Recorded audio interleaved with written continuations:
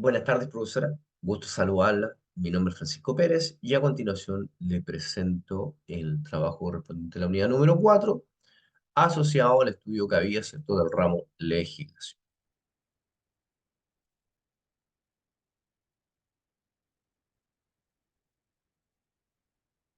Es importante señalar que el trabajo lo desarrolla la comuna de Talcahuano, comuna en la cual soy residente, ¿cierto?, y el cual tiene un plan regulador aprobado desde el año 2016 y no ha sufrido variaciones hasta la fecha.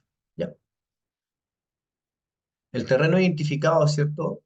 Tiene una numeración definida por el instrumento de planificación, denominada como calle Antonio de la Fuente número 80. Cuenta con su rol 7, ¿cierto? Y tiene una superficie de 1961 metros cuadrados. Su uso de suelo está determinado de acuerdo al plan regulador, ¿cierto? Como ZCSC2, ¿cierto? De acuerdo y ratificado a través del certificado de informaciones previas 339 del 2022. ¿Ya? No hay ninguna falta con que este sea un certificado de informaciones previas del año 2022, por cuanto la ley y su ordenanza indican que este no pierde validez mientras no sean modificadas sus condiciones urbanísticas. ¿Ya? Y en este caso no ha tenido ninguna modificación desde la fecha de la emisión del certificado. ¿Ya? Dentro de las condiciones urbanísticas que se tienen que cumplir, ¿cierto? El uso suelo nos permite el uso residencial, con algunas salvedades, ¿cierto? Nos permite equipamiento, comercio, culto, cultura, ¿cierto?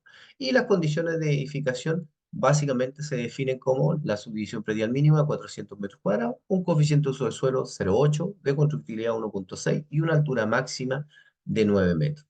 Aquí viene algo súper importante que es el sistema de agrupamiento. El sistema de agrupamiento está definido solamente como continuidad, ¿ya? Y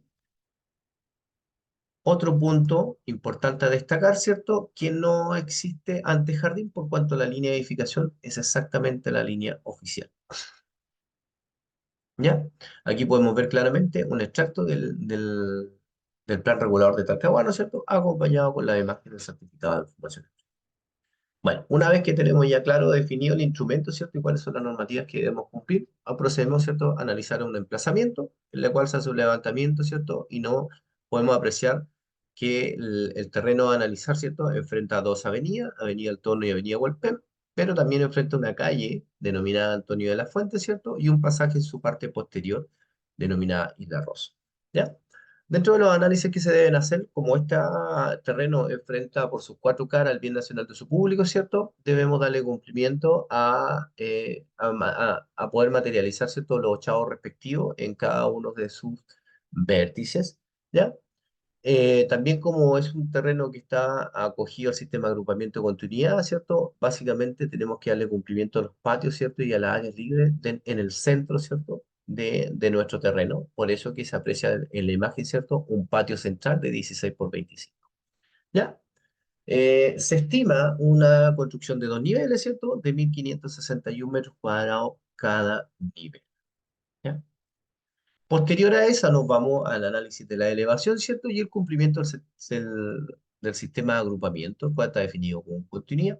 La continuidad se debe analizar, ¿cierto? Desde la altura máxima definida en el instrumento de planificación y de ahí se aplica recién el ángulo definido por la ordenanza, que para la zona sur está definido como 70 grados, ¿ya? Ahí claramente podemos apreciar que la línea de edificación es exactamente igual a la línea oficial. Se toman unas medidas de referencia por cuanto el SIP nos indica que la referencia de este polígono están asimilados al distanciamiento sobre la soledad existente, que por un costado es de 2,4 metros y por el otro costado son 10,1 metros de distancia. Bueno, a continuación, ¿cierto? Podemos apreciar el cumplimiento de la norma urbanística, donde el uso de suelo lo permite residencial, sí, y la justificación es por cuanto se propone un proyecto de reconstrucción. Entonces, con eso nos estaríamos yendo en contra de lo que dice el plan regulador, que no nos permite construir viviendas nuevas, ¿ya? El coeficiente de uso de suelo, claramente lo permitido 0,8, ¿cierto? Y por temas de cálculo y geometría llegamos solamente a un 0,79, ¿cierto? Incluyendo una justificación por tener un patio interior, ¿ya? Que eso va asociado netamente a la continuidad. El coeficiente de constructibilidad nos da 1,6 a cumplirse, de acuerdo al instrumento, y nosotros llegamos, ¿cierto?, a 1,59, básicamente va asociado a la misma geometría planteada en el primer nivel, ¿ya? La altura máxima permitida son 9 metros, pero de acuerdo al coeficiente de constructibilidad, nosotros solamente llegamos hasta 7 metros desarrollando una edificación de dos niveles, La rasante definida, ¿cierto?, en la ordenanza, 70 grados, se cumple, ¿cierto? Y lo definido en el artículo 2.6.3 de la ordenanza general. Artículo, el antejardín no existe por cuanto el plan regulador así lo define a través de su certificado de formación. Estacionamiento, de acuerdo al plan regulador, su artículo 33 indica que para viviendas colectivas, ¿cierto?, se les requiere un estacionamiento por vivienda. Por ende, se hace un pequeño análisis, ¿cierto?, de manera rápida, en la cual se estima que este va a ser un edificio colectivo que va a albergar 25 viviendas. Por ende, deberíamos contar con 25 estacionamientos, los cuales si lo llevamos a superficie, ¿cierto?, que debemos considerar, son 312 metros cuadrados aproximadamente, ¿ya? Definiendo, ¿cierto?, el estacionamiento normativo, ¿cierto?, de 2,50 metros por 5 metros de profundidad, ¿ya? Finalmente, ¿qué podemos concluir de esto? Es que el tener claridad de cómo utilizar la continuidad nos permite de una muy buena manera poder sacar provecho a la superficie total que tenemos disponible para construir, ¿ya? Y básicamente entender que en algunos casos nos vamos a encontrar con situaciones complejas, como cuando hablamos de los usos de suelos que están congelados, y básicamente debemos entender por qué se congelan este uso de suelo.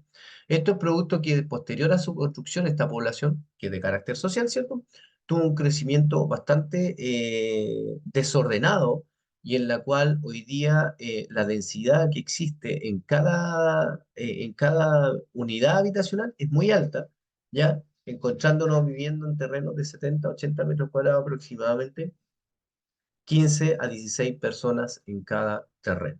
¿Ya? Esto lo pongo como anécdota, ¿cierto? Básicamente por el conocimiento que tengo de mi comuna.